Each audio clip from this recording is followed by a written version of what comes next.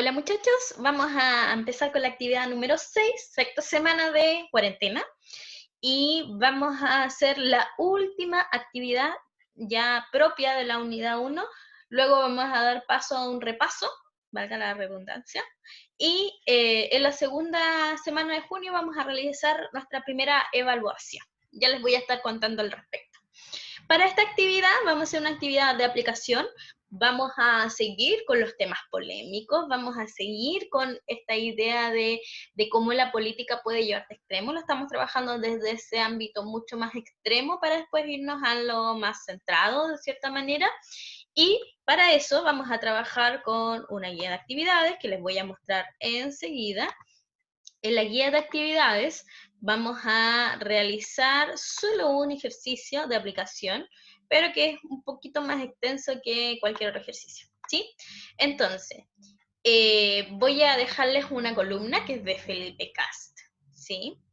Está en un diario que se llama El Líbero, que es un diario netamente de derecha, y en esta columna de opinión Felipe Katz habla sobre la unificación chilena en pos de toda esta pandemia que estamos viviendo, ¿sí? Es un texto no muy largo, ahí está el link de donde lo extraí. ¿Y qué deben hacer ustedes? Van a tener que identificar sesgos informativos, ya les voy a explicar y les voy a recordar un poco aquello, porque lo vimos a principio de año. Van a ver argumentos inadecuados o incompletos, falacias, prejuicios, propagandas, mentiras, cosas que pueden encontrar en el texto, y de hecho están, ¿sí?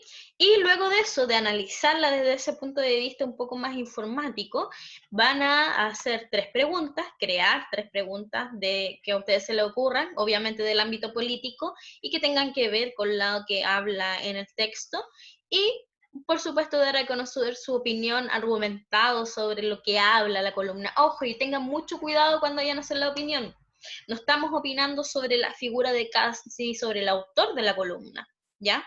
Estamos hablando y estamos opinando del contenido de la columna, ¿ya? Que es un poco complejo de separarlo, pero sí se puede, ¿ya? Entonces, deben hacer eso. Yo les recomiendo que ir marcando, pueden marcar con el destacador, por ejemplo, o pueden marcar el texto y, perdón, vamos a marcar el texto y van aquí a revisar y ponen un nuevo comentario. Y anotan al lado qué sucede con esa frase, por ejemplo, ¿ya?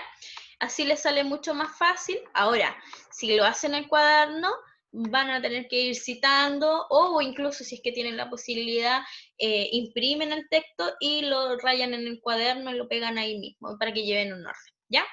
Entonces, vamos a revisar lo de los sesgos. Ya lo habíamos visto en parte, pero lo habíamos estructurado no muy adecuadamente, ¿sí? Entonces ahora vamos a retomar aquello. Y voy a dejar este PowerPoint en los materiales complementarios para que lo revisen y así vayan recurriendo a él en la medida de lo necesario. ¿Cómo identificamos la verdad en la información? Les dejo 2 links de YouTube que hablan justamente de esto, del tema de la verdad, y cómo analizar un texto en cuanto a falacias, sesgos, a mentiras, a propaganda. Yo considero mucho mejor el segundo link, es de 15 minutos aproximadamente, pero el primer link también ayuda bastante, ya que es animado y es bien bonito, ¿ya? Ahora, primero, ¿cómo evaluamos un buen argumento? Y aquí me tomo de lo que vimos el año pasado en argumentación, ¿sí? Acuérdense que para verificar si un argumento está adecuado y no cae en falacia, tiene que cumplir con estos 3 elementos: la aceptabilidad, la relevancia y la suficiencia.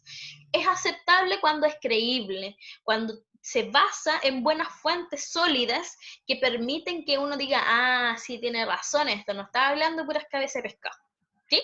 Entonces, es creíble. La relevancia tiene que ver con una coherencia, es decir, si yo empiezo hablando de manzanas, termino hablando de manzanas y no me voy para otro lado, ¿sí? Entonces hay una relevancia, hay una concordancia entre los temas que se desglosan en la argumentación. Y por último, va a estar la suficiencia, y la suficiencia tiene que ver con la cantidad de argumentos que uno da en el texto, ¿sí? Da la suficiente argumentos como para llegar a una conclusión adecuada, ¿Ya? Eso lo vimos el año pasado en argumentación, antes de ver falacias para poder distinguir si un argumento era bueno o no, ¿sí? Entonces, ustedes pueden basarse en esta categoría para decir, este argumento es bueno, es malo, está más o menos, está incompleto, etcétera, etcétera. Ahora, si falla alguno de esos elementos, vamos a encontrarnos con falacias, ¿sí? Si ustedes pueden, y identifican la falacia, háganlo, ¿ya? Pero si no, ponen aquí hay una falacia. Eso es lo que me interesa, que ustedes sean capaces de distinguir, porque a la larga nos vamos a olvidar de los nombres de la falacia, ¿sí? Porque no las vamos a ocupar. Pero sí, lo que me interesa es que usted sea capaz de distinguir en el texto, aquí hay un argumento falaz, ¿sí? Les recuerdo las más conocidas, de hecho, las que vimos el año pasado, cuando uno generaliza, ¿sí? Sin tener mucho evidencias para generalizar, cuando uno recurre a una autoridad, y porque lo dice la autoridad es así, o cuando recurre a una autoridad falsa. ¿Te acuerdan de los comerciales de la pasta de dientes, por ejemplo? Yo decía, Chayanne lo recomienda, y mostraban sus sonrisas, ¿sí? Es una autoridad falsa. La causa falsa, su nombre lo dice, cuando es ad ignorantiam, es decir, que si nadie nadie ha comprobado lo contrario, yo puedo aceptarlo como verdadero. La ambigüedad, cuando uno quiere decir una cosa, pero como que da a entender otra cosa, ¿sí? La falsa analogía, cuando uno compara de manera equívoca, ¿sí? Donde no hay comparación. La circularidad, donde se da vueltas con un argumento y como que vuelve a lo mismo y le dice de otra manera, etcétera, etcétera. Ad misericordia, mami, déjame salir, ¿sí? Cuando uno recurre a la emocionalidad. Ad hominem, cuando uno ataca a la persona, ¿sí? La ataca de distintas maneras, descalificándola o literalmente diciéndole cosas feas. Ad populum, cuando uno hace o dice cosas que uno sabe que va a aceptar el pueblo, como decir, es que tenemos que cuidarnos todos, ¿sí? Ad baculum, cuando uno hace el poder, lo digo porque soy tu mamá, ¿sí? El temor, el terror, ¿sí? ¿Quién no le tiene miedo a la mamá? ¿Sí? Entonces, ad baculum. Y la pregunta compleja, cuando uno da a entender una idea ya en la misma pregunta. Profe, ¿no puedo ir al baño? Usted lo dijo. No puede. Preguntas complejas, ¿sí? Uno asegura algo dentro de la pregunta. Esas son las falacias. Como les digo, si no logra reconocer qué tipo de falacia, pero sabe que ahí hay una falacia, póngalo. ¿Ya? Yo les voy a retroalimentar más o menos lo que se esperaría en el solucionario para que ustedes después revisen si es que realmente es así. Y por último, lo que vimos este año, los sesgos. El sesgo, y lo define aquí la RAE, es un error sistemático en el que se puede incurrir cuando el hacer muestreo o ensayo se selecciona no favorece una respuesta frente a otra. Es decir, uno como que inevitablemente se va a cierta línea. Y ya habíamos dicho que cuando uno escribe, por ser persona, inevitablemente va a tener un sesgo, especialmente en los medios de comunicación que están dirigidos por cierta ideología o cierto partido, por ejemplo. Si nosotros vamos a la revista Cáñamo, por ejemplo, vamos a tener una ideología con respecto al uso de la marihuana totalmente distinta a la que podríamos ver en el diario El Mercurio, por ejemplo. ¿Sí? Entonces se marca una ideología. Pueden haber sesgos cognitivos que son como los más usados, no los trabajamos porque requería un poco más de profundidad, pero hay sesgos cognitivos, ustedes los buscan en Wikipedia, son muchos, muchos, muchos, muchos, ¿sí? Entonces pueden haber sesgos cognitivos. ¿A qué me refiero con sesgos cognitivos? Es decir, elementos que me llevan a que yo entienda de cierta manera, ¿sí? Psicológicamente hablando. Y estos son los que más me interesan, sesgos de tipo partidista, que tiene que ver con el partido político, por ejemplo, que se note que es de derecha o de izquierda, religioso, que se note que hay una ideología religiosa, xenófobo, que puede ser como un discriminatorio entre las razas, comillas raza, entre las naciones, o todo lo contrario. Sexista, cuando define, la mujer tiene que ser rosadita y el hombre tiene que ser celestito, ¿sí? Ideológico es muy amplio. Puede haber un sesgo ideológico muy feminista, muy machista, puede haber un sesgo ideológico de medio hipiento, ¿sí? De paz, o de pansexualidad, por ejemplo, de amar las almas, ustedes tienen que ir identificando, y conspiracionista. Así pueden haber muchos otros sesgos, ¿sí?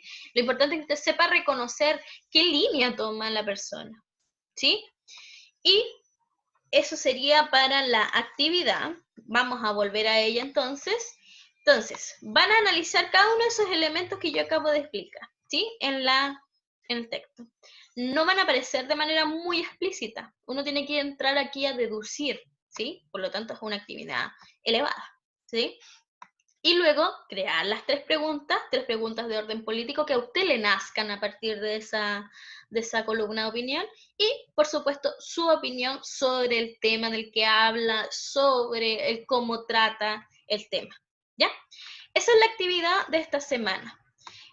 No olviden que tienen hasta el viernes para realizarla, porque ese día, mediodía, vamos a liberar los solucionarios. Y cualquier duda que tengan, está la mensajería interna de la plataforma, está mi correo, está el Classroom, tienen todas las herramientas como para consultarme todo lo que necesiten, ¿ya? Si lo hacen en el cuaderno no hay problema, enviarlo unas fotos si es que pueden hacerlo porque no es ninguna obligación, ¿ya? Que les vaya muy bien, tengan buena semana, cuídense.